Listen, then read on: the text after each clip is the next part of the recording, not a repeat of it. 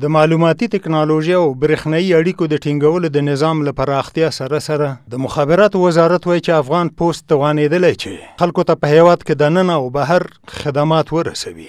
دا خبرې د مخابراتو او معلوماتي ټکنالوژي د وزارت چارواکو د یکشنبې په ورځ په کابل کې د پوسټ د نړیوالې ورځې د نمانځلو په غونډه کې وکړې. د مخابراتو وزارت تخنیکی مرستیال بریالي حسام وویل چې د معلوماتي ټکنالوژي پرمختګ د پوسټ چارې لا اسانې ګړندۍ او شفافي کړي دي. اقلام پستی ورودی و صدوری در داخل و خارج کشور طی سال روان کال کې د هیواد وارد شوی او صادر شوی پوستی اقلامو شمیر 3 میلیون ته رسیږي چې له دې لارې دولت ته 222 میلیون افغانۍ عواید رسیدلي دي. وزارت هڅه کوي دې برخې ته نور پانګوال هم وهڅوي څو د پوستی خدمتونو کیفیت نور هم ښه سي. ښاغلي حسام وویل د پوسټ نړیواله ورځ هر کال د اکتوبر په 9 په افغانستان کې نمانځل کیږي. د وویل اوس مهال په هیواد کې د افغان پوسټ ترڅنګ د پوستي خدماتو 15 خصوصي شرکتونه فعال دي چې سربیره د هیواد پر ولایتونو او ولسوالیو د نړۍ اکثرو هیوادونو ته لیکونه، پارسلونه، اموال او پیسې رسوي. د مخابراتو وزارت د معلوماتو له مخې دمګړۍ په هیواد کې 3500 پوسټخانې او 15000 پوسټ بکسونه فعال دي چې 25 پوسټخانې په کابل او نورې په ولایتونو کې دي.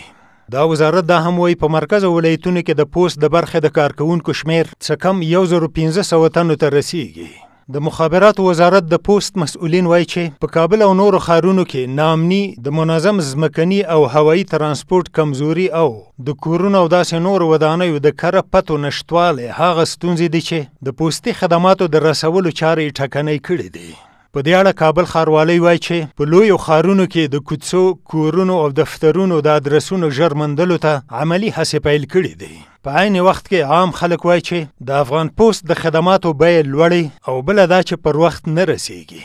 د کابل ښار اوسیدونکي اعجاز الحق ازادي راډیو ته وویل په اوسني شرایطو کې کومه پوسټ چې د افغانستان کې بالخصوص کابل په ولایت کې چې دي راضي نه یو، ځکه چې لګښت زیات لګیږي، وخت زیات نیسي او کومه کار چې موږ غواړو چې هغه زر تر زره اجرا شي یا خبر ورسیږي هغه وخت نیسي او ځکه دغه کې خلک زړه نه ښه کوي سره. د مخابراتو وزارت وایي هڅې روانې دي چې د پوستي خدماتو د رسونکو شرکتونو ترمنځ سالم رقابت زیات کړي څو د دې خدماتو بیې ټیټې او د پوسټونو رسول ګړندي شي. د مخابراتو وزارت وایي د افغانستان په ګډون د نړۍ 192 هیوادونه د پوسټ د نړیوالې ټولنې غړیتوب لري.